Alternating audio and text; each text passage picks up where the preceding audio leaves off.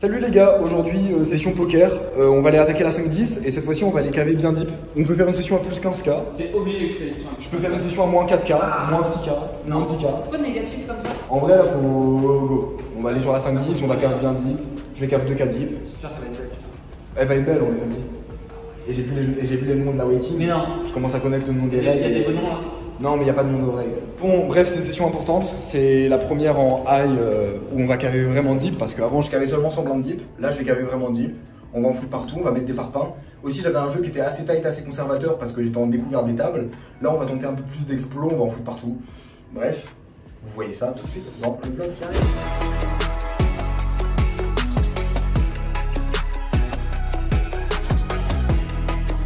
Et j'arrive sur la table et je dépose 2000 beaux dollars, prêts à les faire fructifier. La table a l'air vraiment chaude, vraiment belle, et je m'installe directement, il y a de l'action, je touche un petit As-Roi suité en milieu de position, les joueurs UTG 1 et UTG 2 call, et donc je décide de relancer 60 dollars. Là-dessus, le joueur au bouton call, et on se retrouve en heads up sur un flop Roi 10-2, de quoi bien commencer une session, je décide de miser en value directement pour 80 dollars, il décide de call, la turn tombe un 5, une bonne brique. Il est maintenant temps d'augmenter le sizing et de prendre un maximum de value. Je décide de miser 270 dollars. Et malheureusement, il décide de fold, mais on est quand même content de récupérer ces quelques dollars et bien commencer la session. Et juste quelques mains après, j'ai As-Dame des paris au bouton, il y a le joueur en milieu de position qui call, et je décide de relancer à 60 dollars. Un point intéressant, c'est que depuis le début, je suis quand même bien actif, bien chaud, et ça, les joueurs à la table le voient, donc j'en ai conscience. Et à ce moment-là, il y a le joueur en grosse blinde qui décide de me relancer 240 dollars. À savoir qu'il joue 1K de stack au total, et donc il investit vraiment une grosse partie de son tapis. Et ce qui est intéressant, c'est qu'il fait un sizing qui est vraiment très particulier. Parce qu'en soi, s'il avait une main comme As-As-Roi-Roi, il aurait pas besoin de relancer aussi cher. Et s'il avait une main comme Roi-Dame, 10-10, 9-9, il irait aussi plutôt mettre des petits sizing. Et donc c'est un sizing qui va représenter énormément de bluffs, énormément de mains comme 7 et 8 suité, 9 et 8 suité, 10 et 9 suité, des mains qui ne peuvent pas trop call vs un sizing aussi gros comme celui que je viens de faire, et donc il décide de jouer le spot agressivement, surtout qu'en plus de ça il sait que s'il call il va se prendre de la pression et que ça va être compliqué à jouer. C'est un joueur que j'ai déjà mis dans des spots assez complexes dans le passé, et donc ça m'étonne pas du tout qu'il les prenne en 3 bêtes bien chères pour me faire fold. Pour autant des mains en value comme je l'ai dit, à part As, Roi, Dame Dame, Valet Valet, j'en vois pas vraiment. Au final ça fait assez peu de combos.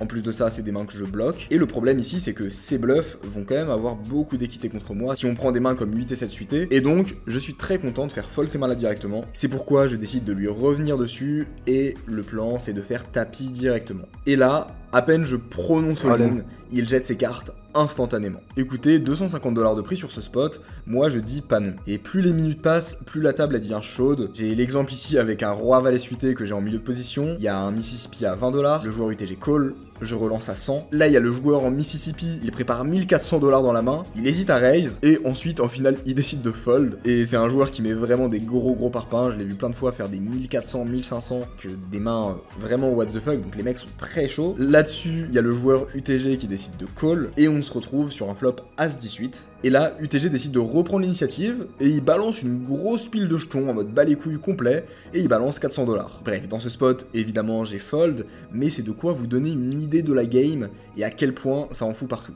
Le côté positif, c'est que c'est des joueurs qui sont assez faciles à bluff. Typiquement, ce joueur-là, quand il décide de reprendre l'initiative et de miser cher, c'est qu'il a une main forte, et quand il check, il a juste rien et il fold de tout. Donc ça me permet de pouvoir voler énormément de pots et vraiment de les défoncer très facilement. Aussi, c'est un joueur qui a des gros sizing tails. Typiquement, il va avoir tendance à relancer avec des mains faibles et à juste limp avec des mains fortes.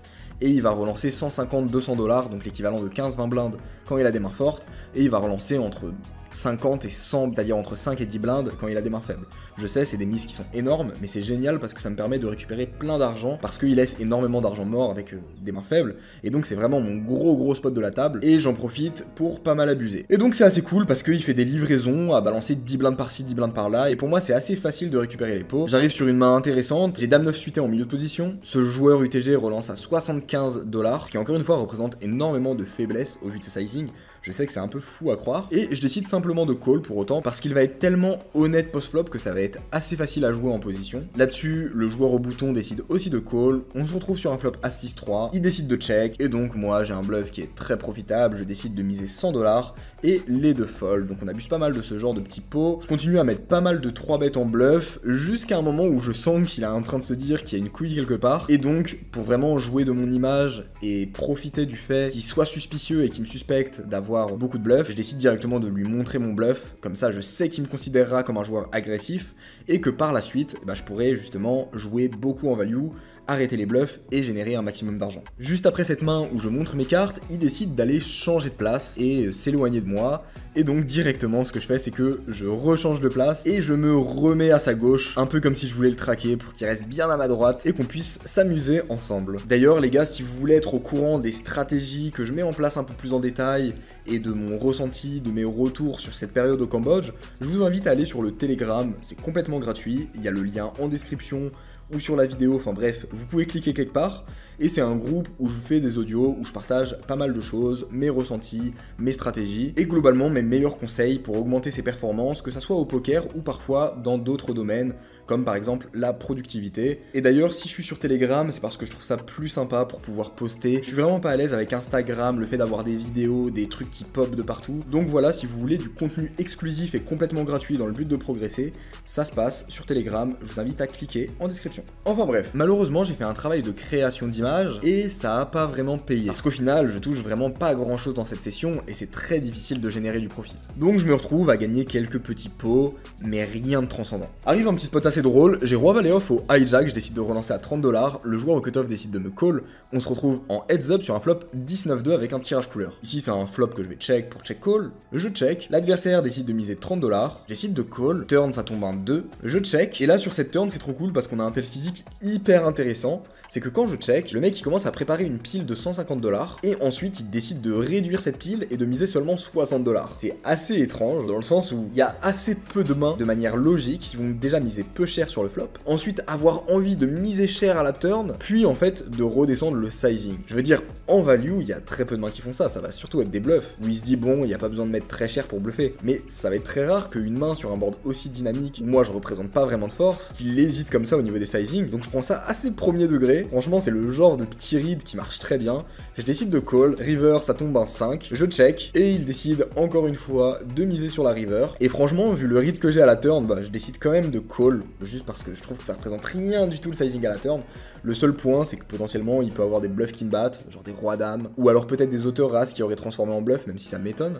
Enfin bref, je décide de call assez sereinement, et au final il retourne dame valet dépareillé, et je gagne ce coup qui est assez marrant. On enchaîne avec un autre pot tout aussi tiré par les cheveux, j'ai roi valet suité en grosse blinde, il y a le joueur au bouton qui open à 35$, je décide de call. J'aurais pu relancer ce genre de main, mais c'est un joueur récréatif, bien aggro, bien dégène. Franchement, si je le 3 bet, il va trop souvent me 4 bet. En plus de ça, je vais jouer des gros pots hors de position, ça va être assez complexe. Je préfère rester dans des petits pots où je lui laisse une range bien large et où je vais pouvoir lui faire un maximum d'erreurs. Je call, et on se retrouve sur un flop 6, 8-5 avec mon tirage couleur. Je décide de check et il décide aussi de check. Turn, ça tombe à 7, donc maintenant il n'y a plus besoin que d'une carte pour faire quinte. Et là, c'est à moi de parler, et le mec décide de voler mon tour et de miser 100$. Encore une fois, les Chinois, ils aiment bien faire ça. Franchement, de ce que j'ai vu, c'est très peu en value. Surtout sur ce genre de texture.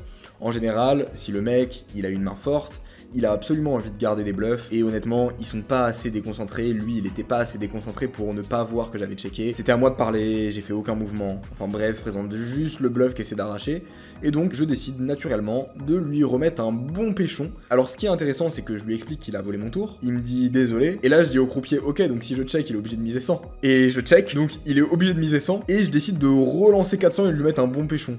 Donc ça rêve vraiment le mec ultra en value, genre 4 checkés pour le laisser miser pour relancer. Et donc au final, il décide de fold. De mon côté, j'attends mon vrai gros pot. C'est que des spots tirés par les cheveux. Mais bon, ça permet d'accumuler pas mal de jetons. Au final, le temps passe et on arrive sur le dernier spot de cette session. J'ai As-Valet dépareillé au bouton. Il y a le joueur Roi-Jack qui décide de call. Et je décide de relancer à 40$. Face à ça, il y a le joueur en small blind qui décide de me sur-relancer à 150$. C'est un reg qui est plutôt bon, mais vraiment trop agressif. et qui fait pas mal d'erreurs. En réalité, il a un jeu très gagnant, genre sur ces 2 dernières semaines, il a gagné environ 25-35 000 $, quelque chose comme ça. Donc c'est quand même un mec qui crush, mais par contre il est beaucoup trop agressif, et quand on s'adapte à lui, c'est très facile de l'exploiter parce que il va toujours prendre tous ses bluffs dans tous les spots, et clairement quand on a l'information, ça permet d'en abuser très facilement. Donc dans ce spot, je décide de call parce qu'en position ça va être assez facile de jouer contre lui. On se retrouve en heads up sur un flop valet 9-8 avec un tirage couleur, un beau flop mais qui peut quand même être assez dangereux. Il décide de check, et encore une fois j'ai conscience que c'est un flop où pour le coup il va pas bluffer parce que ça connecte énormément ma range, mais par contre si je check sur ce flop, il va aimer en mettre en bluff, et donc je décide de checker pour pouvoir call les turns et les rivers. Je check et la turn tombe un 9. Là-dessus, il décide de miser 100 $. J'ai pas vraiment d'intérêt à raise, il a pas mal de bluffs purs qui va continuer à la river, et donc j'ai absolument envie de les garder. Je décide de call, river tombe un 5, et comme je m'y attendais, il décide de mettre le deuxième péchon et de miser 350 $. En réalité, dans ce spot, je me demande juste si j'ai un raise ou pas, parce qu'il a misé vraiment peu cher turn. Je pense qu'avec un 9, il aurait augmenté ses sizing au bout d'un moment. Mais en même temps, j'ai pas l'impression qu'avec un roi-valet, il irait miser aussi cher à la river. Donc je suis dans un spot assez complexe. Et même s'il a des rois-valets, ça fait quand même peu de combos. Donc je suis dans un spot qui est assez complexe. Pour autant, je ne connais pas encore ses sizing de value. Je sais pas s'il utilise un seul sizing avec la même range. Et donc auquel cas, il serait assez inexploitable. J'ai pas encore assez d'infos. Et donc je décide de prendre l'option plutôt conservatrice qui est de just call. Je call et il me retourne roi-dame dépareillé. Petit pot qui fait plaisir. Au final, je décide d'arrêter cette longue session après 10 heures de jeu pour un bénéfice de 1065 $. Au final, un bilan mitigé sur cette session après 10 heures de jeu, et je vous explique tout ça en facecam. Yo les gars, bon comme d'hab, je vous fais la petite vidéo dans le toc toc, éclaté.